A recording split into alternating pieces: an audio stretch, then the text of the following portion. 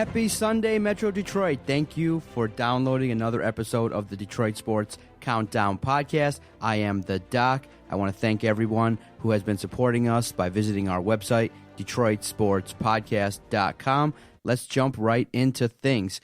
What an interesting week in the world of Detroit sports. I mean, you had news from the Red Wings, you had news from the Pistons, news from obviously our Detroit Lions, who got off the schneid and got their first victory of the season versus Chicago. But we start off each and every Countdown podcast with some honorable mentions, those news items that maybe came across the wire but did not make the Doc's top 5 list. And we call this the Kenny Frenzel honorable mentions. Came across the news this morning that Mateen Cleaves, Spartan hero, won the national title back in 2000. Man, came across the news that he's being investigated for potential sexual assault. Now, his attorneys come out and said that it's unfortunate that the news has come out. No charges have yet to be filed, but Mateen Cleaves may be being investigated for an alleged sexual assault. And for a guy who's in the media, a guy who has a Sirius XM show, a guy that's on Fox Sports Detroit talking about the Pistons and basketball, that's not a good look. So I'm hoping that no charges are filed, and I'm hoping that this is something that, can just go away. But in the end, whenever these kind of reports come out, it's never a good look for Mateen Cleaves. Honorable mention this week. Another honorable mention goes to Tom Izzo, who kind of came out on the radio this week and addressed a little bit about what he thought regarding the issues over there at Louisville. If you hadn't paid attention, a member of the Louisville staff had come out and said that, back over a 4-year span from like 2010 to 2014, I believe, that escorts were paid for and were provided for recruits that came to Louisville for visits for the basketball program. And it sparked off, it was even, the flames were even ignited more when Jalen Rose on his podcast came out and was like, this was something that was amazing. He went on official visits, and it was like his birthday. He described in detail how colleges would show him a good time, would take him to parties, and he described it like a bachelor party. He said, visualize what goes on at a bachelor party, and that's what happened. And he said that if I wasn't going to have a great time with a female, I wasn't coming to your school. So then, Tom Izzo came out and kind of addressed it a little bit and was asked questions on Detroit Sports 105.1, the Ryan and Rico program, and it's a great show. Tom Izzo came out and they asked him about what he thought regarding, recruiting and things like that. And he said, in essence, that he could only control 40% of what's going on. And he said that, he's not naive to really think that those kind of things weren't happening, but, he really stamped it by saying that if he knew about it, he would put an end to it. So it's like one of those things where you can kind of think about it the way most people do, is that we know when recruiting takes place, when colleges recruit athletes, they look to entertain them on these visits, and obviously parties, obviously campus life, obviously having some intimate relations with females is part of the deal. And is it one of those things on the scale of what happened at Louisville? I don't think so. But we can't be naive to the fact that this kind of thing goes on all across the country. And Tom Izzo addressed it, and it was really fascinating. He only believes that he knows and he trusts his players to tell him what's going on, and that he only knows 40% of what's going on. And I thought that was very, very fascinating this week. Other news and notes that make the honorable mentions: Gordie Howe has been, in the years since his stroke, has been recovering. He's now, still doing well, still recovering from the stroke that he had last year. And, Mr. Hockey is recovering. He's staying with his kids now in Ohio. He's still making his presence known, and he's just such a big figure around the world of hockey that anytime you read in the papers that he's doing okay, that he's still recovering and still making the rounds, still having his presence known, it's a great thing. Mr. Hockey is one of those guys that, is a symbol of hockey and is really a great representative for the Red Wings. So to hear that he's doing well, he's still, recovering and still kicking strong at, I believe, 87 years old, good for him, and we wish him the very best. We hope to see him more around town, and Mr. Hockey definitely left a great legacy for all sports fans out there. And finally, the last honorable mention goes to Blake O'Neill. I couldn't have a podcast without talking about him. If you forgot his name, Blake O'Neill, he's the Australian punter that plays for the University of Michigan, and he made that epic mistake last Saturday. But during the week, he really showed poise and addressed the controversial play at the end of the game. during the Michigan State game at the end when he botched the snap and tried to, instead of falling on the ball, try to grab the ball, do something with it, whatever he was trying to do. It was an epic fail, and Michigan State got the ball and ran it back. So Blake O'Neal came forward and he addressed the media, and he was very, very eloquent. He was gracious, and he showed poise. And it's something that at a young age you like to see in these young athletes. He's not shying away from it. He, addressed all the questions from the media, and good for him. It was one of those things where it could have been a very detrimental turning point in his life, but I think that's a good example. I think Blake O'Neal was a good example of how you handle some controversial things. You just come up front, address the questions, own up to what you did. That will help you to move forward, especially, on a play that was, replayed over and over again. But lucky for Blake O'Neal, on Saturday, Georgia Tech blocked a field goal from Florida State, and, some of the repetitiveness of watching that play from the Michigan game can die down because what a play by Georgia Tech. Not only did the defender catch the ball at the 20-yard line, ran the ball back around 78 yards on Florida State. Not only is it difficult to block a punt, but to be able to recover the ball and then run 78 yards. It was a fascinating play. So another great game-ending play that can kind of help to erase the memory nationally of one of the worst plays probably in Michigan football history. All right, let's get down to this countdown. The top 5 stories as ranked by myself. The number 5 story is USA Today came out with rankings regarding all the 32 NFL head coaches. Where did Jim Caldwell rank on the rankings? Dead last. I was literally shocked because there's a new head coach out there in Jacksonville, Dan Campbell. I really do believe. Now, obviously, I'm not sitting here saying that Jim Caldwell should be ranked in the top half, but to rank Jim Caldwell dead last, I thought was disrespectful. Maybe some people were saying that because the writer was from Georgia and things like that around Wake Forest, that he might have had some underlying issues with Jim Caldwell because Jim Caldwell wasn't that successful as a college head coach at Wake Forest. But in the end, the way I look at it is Jim Caldwell has struggled to really, I think, motivate a group of players this season to maybe overachieve. Now, you can look at the Lions roster and say that, well, they're not that talented, that Martin Mayhew did a piss-poor job of retooling after Ndamukong Suh left, after Nick Fairley left. You can make those arguments solidly, and the doc and Adam and everyone here at the network would probably tell you that Martin Mayhew hasn't done an overwhelming job of helping this team,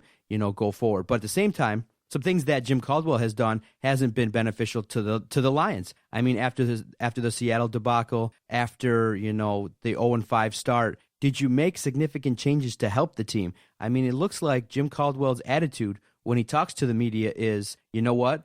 We have a program that is proven to work. We have a program and a solid offensive and defensive strategy, and it's just up to these players to execute it. Well, in the end, I agree with that a little bit, but in the end, when you look up and you lose 5 games in a row and you're not going to make significant changes other than moving your offensive coordinator from next to you to the booth, I don't know if that's going to be successful. I don't know if that strategy of just, sticking to the plan and staying calm, cool, collected and not make changes, especially remember, this is not a baseball season where you have 162 games to look over your team and make changes subtly. When you lose 3 straight, that's a big chunk of your season. And we can just look to new head coach Jeff Blashill. After a 3-game losing streak, started to mix up the lines, started to mix up the defensive pairings because he realized that, whoa, what we've done for the last 3 games hasn't worked. And Jim Caldwell, no, he hasn't made significant changes. You just wait until Game 5 versus Chicago to put in Theo Riddick, when by all accounts, it looks like if you were to feature him, maybe, just maybe, he might be successful. And you wait till Game 5 versus Chicago, a secondary that obviously stinks to throw the ball deep. Why not in Game 3 or 4? Why was that? Why are things taking so long to enact changes? Why is it taking so long? So he was ranked to be the worst head coach. And that's the number 5 story this week on the Detroit Sports Countdown podcast. Now, number 4, Andre Drummond. It's a very fascinating situation with what he's done this year regarding his contract. This year is the last year of his rookie deal, and he had the option this summer to negotiate a new contract. Now, by all accounts, he is likely to receive and earn a max contract in the neighborhood of 5 years, $120 million. But by not doing it this year and waiting until the end of this regular season this year, he saves the Pistons around $12 million in salary cap because his current salary is in the neighborhood of $3.3 million. So should something happen to one of the marquee players, the Pistons still have cap flexibility in order to go out and get a top-notch player to help the roster. But now it brings forth the question of Andre Drummond is taking a risk and a gamble on himself. He has this year guaranteed alone, and that's it. And Andre Drummond is putting forth trust in the Pistons organization to take care of him should maybe in this 82-game stretch, and maybe if there's a playoff run, should he get hurt, should he roll an ankle, should something happen to him throughout this year. And the reason why I bring this up is it's a very fascinating look at how a player relates to the organization that drafted him. He's putting trust that he's going to play very well this season, that he's going to earn that contract that is awaiting him. But in the game of basketball, it's so tough. There's been plenty of stories where guys have done that and have not been able to last the whole year. I mean, basketball is a super tough game. It's a challenging game because, you're bumping and grinding. And at the position that he plays at center, he's going to have to fight hard for rebounds. He's going to have to night in, night out battle tough centers. And he's going to have to survive this year and succeed. So for him to take that chance and not getting that guaranteed money now is something that when I think about it, I may not do. If 5 years, 120 is on the table and I can make that deal signed, I'm not sure I would leave that on the table and wait a year, just based on the fact that at any point in time, you never know. At any point in time, one of your own players could just roll up on your ankle or roll up on your Achilles, and that's it. I know that maybe Goris is going to take care of him down the line, but the likelihood of recovering from a significant injury is super challenging. You even saw what happened last year with Brandon Jennings. He got his deal, and then now, boom, he went down with an injury. Just imagine if that scenario happened with Andre Drummond. I would hate to see something like that happen. So, but from the opposite side,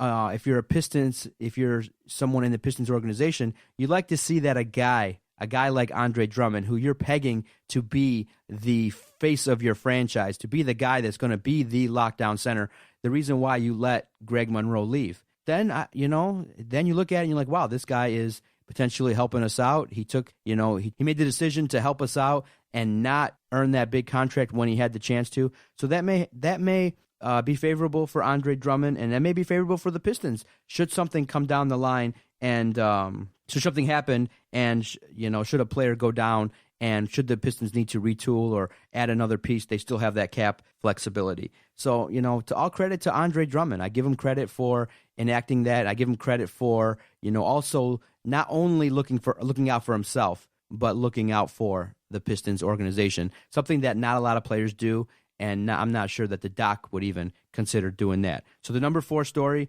Andre Drummond holding off on negotiating his contract and waiting to negotiate at the end of the 2015-2016 NBA season. All right, and now the number 3 story. Oh, my goodness. My Michigan State Spartans. It's great. It is great to be a Michigan State fan. Week after week, after each win, a new narrative comes out regarding Michigan State. And finally, the Spartans were able to really put a whooping on a team that a lot of people were talking about and looking at. That, and even a friend of the podcast, Justin Rhodes, came out and said, I don't know, if Michigan State can even defeat Indiana after a game like that versus Michigan. A lot of people have come out and, told the story that Michigan State tends to struggle the week after Michigan.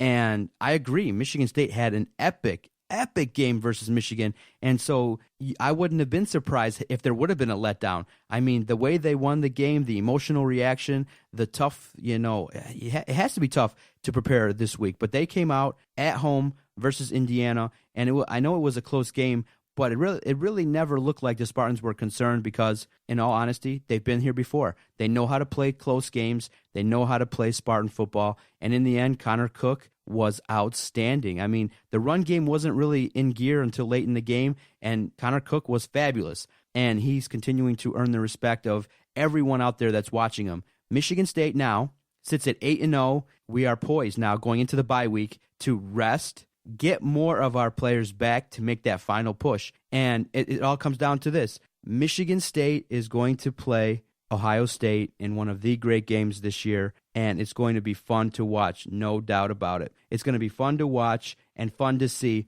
a team like Michigan State, a team that has battled week in and week out, a team that has to make excuses, or a team that has to answer for others questioning, wow, why aren't you winning these games like in the neighborhood of like 50-0 every single week? Why aren't you blowing out teams? But in the end, all you got to look up is we've played 8 games, and 8 times we've walked away the victor. Even despite the rash of injuries that have happened, even despite everything that's gone on, Michigan State has been poised, has played Spartan football, has played very well, and they're going into the bye week 8-0 in a situation where all the goals are still ahead of us. The Big Ten championship, a spot, in the college playoff, and maybe, if you get on a run, if things fall your way, maybe, just maybe, a chance to win the national title. So everything still sits there ready for Michigan State, and all the goals are still there available for them. They're sitting at 8-0. I'm fascinated to see how they will shake out regarding the rankings, and I'm hoping that finally the the coaches poll has been fair, keeping them at number 4, but other polls have been, the AP poll is just quite ridiculous. After the Michigan game, keeping them at number 7, and some pollsters were dropping them even out of the top 10. So the AP poll, in my opinion, is just ridiculous. The coaches poll is a little bit better. But in the end, and as I've talked with a lot of people, if Michigan State wins out, if Michigan State finishes the year undefeated, they will be in the playoff, and that's all that matters. And that's all that matters now. Is it's a beautiful time to go into the bye week. It's a great time to, sit back and evaluate the first 8 games. And it's a good opportunity for the Spartans to really, really hone in on their goals going into the rest of the season, because it's there. It's there, Spartan Nation. It's there. All the goals that they set for the beginning of the year are still attainable, and it's something that we can begin to, really consider. If Michigan State plays their A-plus game, they're not going to be blown out by Ohio State. Ohio State's tough, though. The decision they made finally to put in J.T. Barrett was the right one, obviously, and Ohio State knew that, and they've been rolling teams. So it's going to be super tough to go into Ohio State and win, but it's not like we haven't done it before. It's not like Michigan State, is unfamiliar with teams that have a potent offense and it's not, new to Michigan State to be a significant underdog. Just look at what's happened in their last several bowl games that they've been in. The last several bowl games that the Spartans have been in, they've trailed going into the second half, and they've scratched and clawed and come away with the victory, time in and time out. Now, stay tuned on the podcast network. We'll, definitely give our opinions going forward on the Spartans. But, Ohio State's going to be tough. But right now, Michigan State deserves the respect. They deserve the talk of being the best college team in Michigan. And so the number 3 story this week, the Spartans 8-0 in their dominant performance versus Indiana on Saturday. Number 2, got a chance, being that the Red Wings are playing on the West Coast. They had a West Coast run there, playing up against Edmonton and Vancouver and Calgary.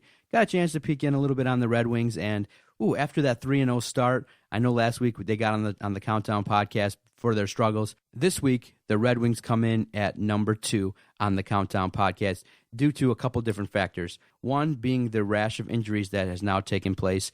The free agent signings, Green, Richards, Kyle Quincy was injured just in the game versus Vancouver. It's a tough situation now early in the season. After that 3-0 start, they lost 3 games. They got into an overtime game and then lost. And thank goodness they played a solid second half of the game versus Vancouver, tied the game up and won the game in overtime to break that streak to get 2 points. It was a solid game, fun to watch. The 3-on-3 overtime, I'm kind of liking it. I like the fact that there's more ice for these superstar players to maneuver and try to make key plays. But for the Red Wings, the injuries are a concern because this team right now is in transition. You have a new head coach who's trying to instill a new system, and already key pieces, 2 defenders, Green and Quincy, are not there. The other component is we really got to really start to pay attention to the additions that Ken Holland are bringing to this team.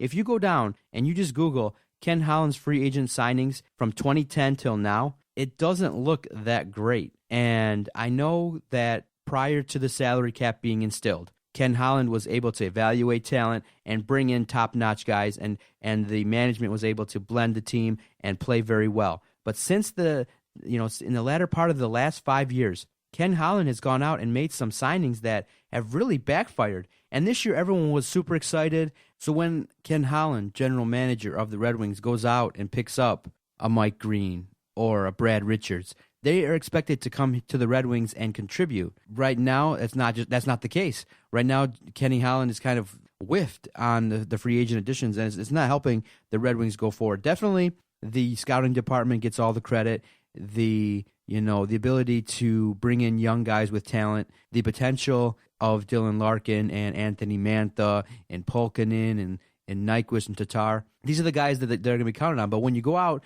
in free agency and try to retool this team, you need to get guys that are going to play. And I think what's happened is the Red Wings have gone out and have looked for, in free agency, guys in the later half of their 30s, 35 and up. And guys like that are more injury prone. They're not as successful, and they haven't been with the Red Wings, so it's been a struggle, and it's very important because this is Jeff Blashill's first year, and there's a long playoff streak. There's high expectations for the Red Wings. It's quite challenging right now, the first couple weeks of the season. After that hot start, the struggles have been kind of alarming, and the injuries have been very, very significant, combined with the fact that the free agents that the Red Wings have brought in haven't really produced and haven't really done a whole heck of a lot. So that is the number 2 story this week on the Detroit Countdown podcast, the Wings injuries and the lack of free agent contributions. All right, we're going to talk a little bit about the number 1 story. It involves an embattled quarterback, a controversial quarterback here in the state of Michigan, and he plays for the Detroit Lions. Matthew Stafford played outstanding in the game versus Chicago, and the Lions got off the schneid, and we're now 1-5 as I record this. And again, once Stafford has a great game, once he throws for a significant amount of yards, once he has a 4-touchdown game, then it sparks off the debate, and which is the number 1 story this week on the Detroit Countdown podcast, is the question regarding Matthew Stafford. Is he an elite quarterback? Is he the guy for the Lions? Because throughout the week, when we analyzed the game for Matthew Stafford, he played very well.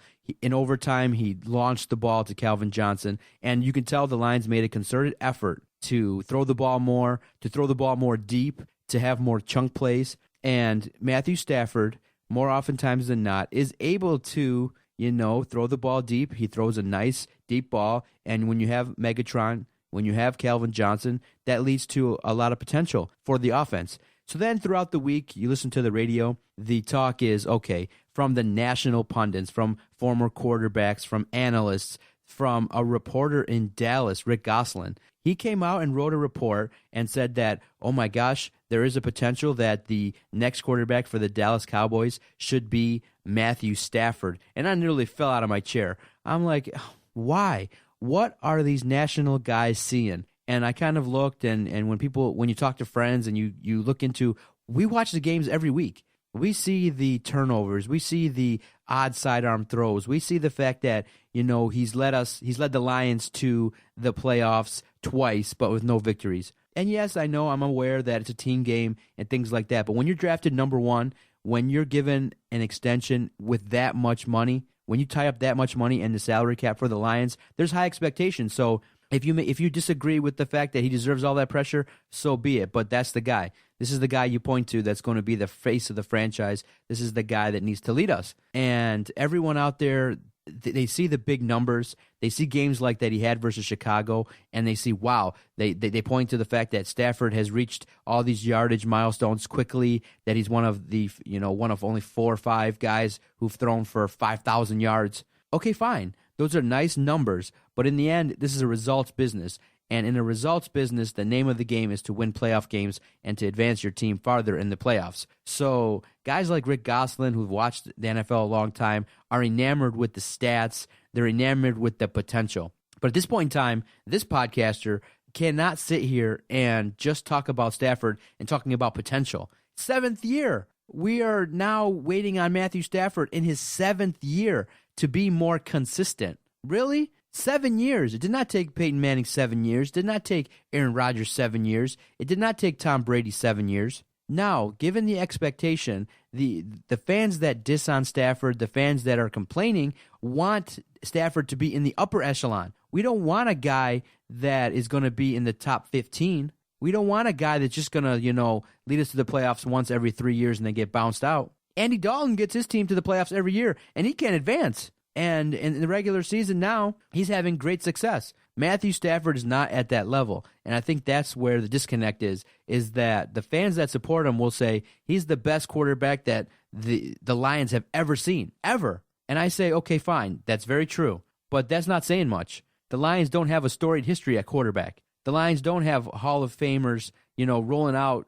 The Lions don't have several Hall of Fame quarterbacks that have played for the organization, and that's just a fact. So don't limit your expectations with Matthew Stafford.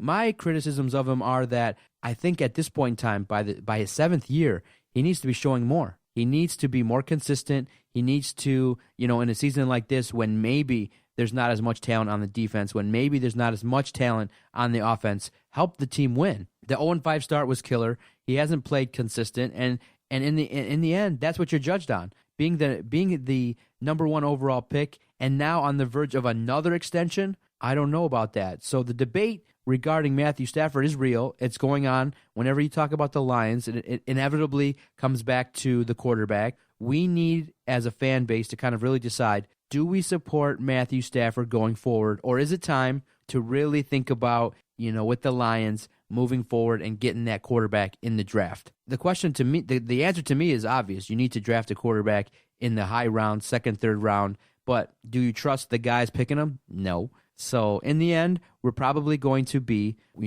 probably when we chat again down the line, there'll be a situation where it'll be announced that Stafford will have a contract extension in a year or two, and it'll be for big money, and the Lions will be strapped. I really believe that the Lions organization is very high on Matthew Stafford. Everyone that evaluates him up top in upper management believes that he's the guy. And in my opinion, I don't believe that. I believe that it'd be a big mistake. I don't believe Stafford's elite. I believe that what we're seeing now is the peak of what Matthew Stafford can do. I don't see a guy that's just going to, in his 30s, turn into a guy that's going to be more consistent, that's going to lead a team farther and farther in the playoffs. That's just my opinion. And I think that those of you who are supporting Stafford will be cheering and being quite disappointed in the future. If he stays with the Lions, I think I'm going to say that he won't ever reach a Super Bowl with the Detroit Lions. And I'm hoping we don't wait until he's 35 years old after a 13-year run at quarterback here to decide that.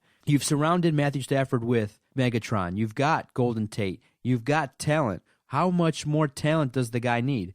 So is the last piece getting him that number 1 superstar running back? Well, if that's the case, then I hope the season bottoms out and you go out and you draft a top running back. But it doesn't seem like the guy that we'd want is available. So it's just one of those things where you really have to remove your fandom and look critically at what you've seen with Matthew Stafford. And if you do, I don't know how you come to a conclusion that this guy is the guy for the job. It's been 7 years, and maybe, just maybe, you can make the argument that it's the Lions' fault. But in my opinion, Matthew Stafford plays a big role in this, and that's why the Lions have struggled, and that's why they always will, as long as Matthew Stafford, number 9, is your quarterback. And that's the number 1 story this week. The question regarding Matthew Stafford. Is he an elite quarterback based on his success last week versus Chicago? The talk that he might replace Tony Romo, and the continued debate regarding, is number 9 the guy that you trust behind center? I don't. I think that he's not elite, and I think that I'm hoping